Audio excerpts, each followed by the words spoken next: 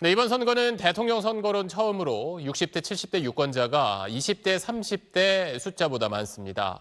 자, 3년 전 대선과 비교했을 때 유권자들의 연령대 구성이 어떻게 달라졌고 또 그게 선거엔 어떤 영향을 미칠지 안혜민 기자가 분석해봤습니다. 이번 21대 대통령 선거의 유권자는 4,439만 1,871명입니다.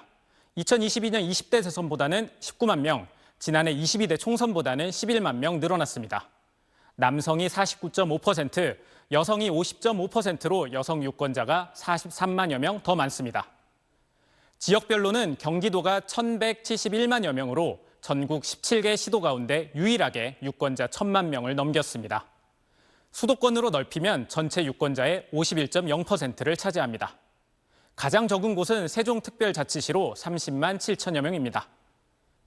이번엔 연령별로 살펴보겠습니다. 2030 이하, 4050, 6070 이상으로 나누면 4050이 전체 유권자의 36.8%로 가장 많습니다. 그중에서도 50대가 19.6%로 1위입니다. 주목할 만한 건 6070 이상 세대의 증가세입니다. 지난해 22대 총선에서는 사상 처음으로 6070이 2030 유권자의 규모를 넘어섰는데요. 이번 대선에서도 그 흐름은 이어집니다.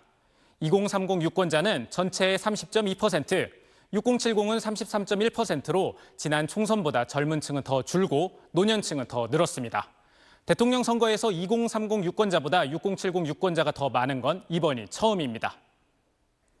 나이가 들면 들수록 보수화된다는 통념대로 6070 유권자의 증가는 보수층에게 도움이 될까요? 그렇게 단정하긴 쉽지 않습니다.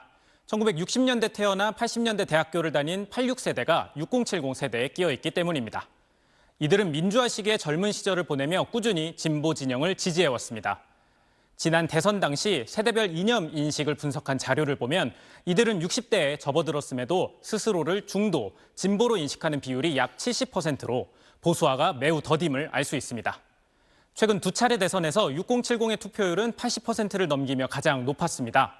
반면 2030은 평균보다 낮았는데 80대 이상 초고령층을 제외하고 30대가 가장 낮은 투표율을 보였습니다.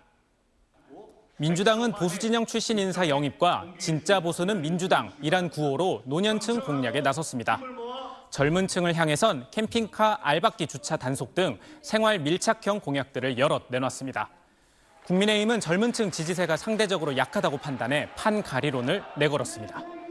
국회의원 10% 감축 같은 정치 판가리, 각종 규제를 과감히 푸는 경제 판가리 같은 개혁 공약으로 외연 확장에 나섰습니다.